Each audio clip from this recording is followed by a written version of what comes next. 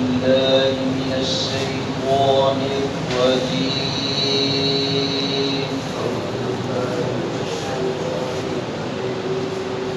بسم الله الرحمن الرحيم.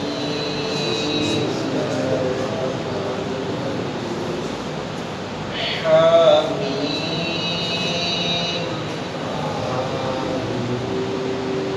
عين سين قاف.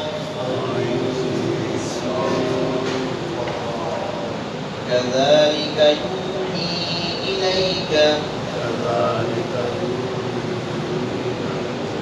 وإلى الذين من قبلك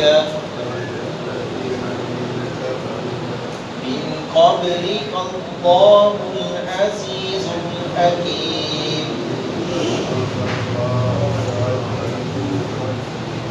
له ما في السماوات وما في الأرض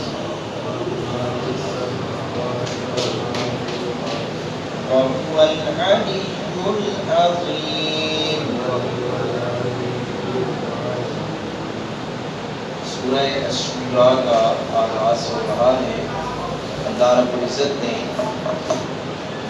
کافروں کے جو اعتراضات ہیں ان کا اس صورت میں بھی کافی حد تک تذکرہ کیا ہے کہ یہ اللہ رب العزت کا کلام ہے جو رسول اللہ صلی اللہ علیہ وسلم پر نازل ہوا.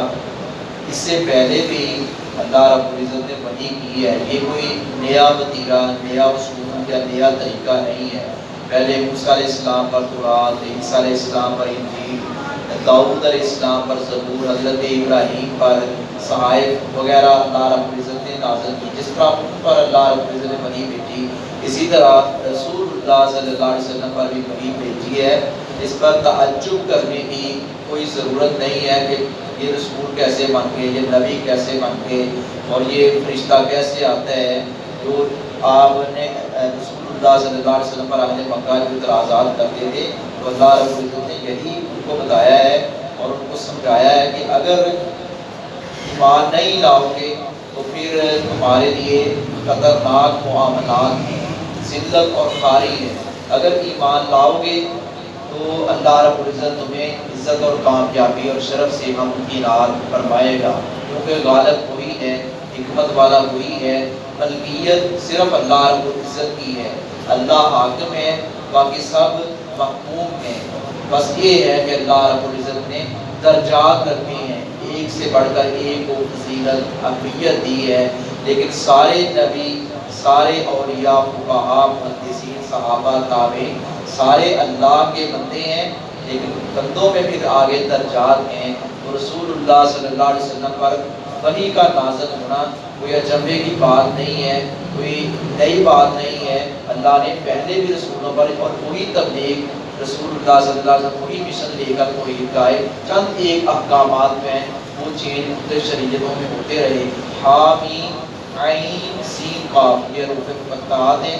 اس کے معنی اللہ رب العزت جانتا ہے، مفسرین نے بیان نہیں کیے. کذالک اسی طرح یوں ہی وحی کرتا ہے الیک تمہاری طرف، وَإِلَى الَّذِينَ اور ان لوگوں کی طرف جو من قبلک آپ سے پہلے تھے ان پر بھی اسی طرح وحی آتی تھی. وہ بھی پابند تھے کہ اس نبی کی شریعت کو اپنائیں، اس پر ایمان لے کر آئیں. اللہ رب العزت العزیز جو نہایت غالب ہے، الحکیم وہ بھی حکمت والا ہے.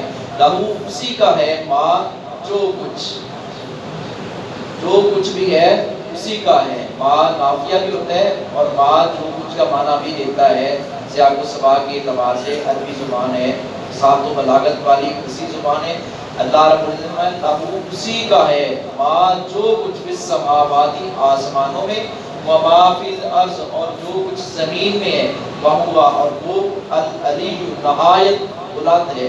اللہ رب العزت بلند ہے اور اللہ عرش پر ہے. الرحمن علی العرش استوى اس کا علم سب کو گھیرے ہوئے ہے، احاطہ کیے ہوئے ہے. لا تدرکہ الابصار وهو یدرک الابصار اس کی ذات کو کوئی چیز احاطہ نہیں کر سکتی، وہ سب کو احاطہ کیے ہوئے ہے. اللہ رب العزت ذات اللہ رب العزت کی عرش پر ہے.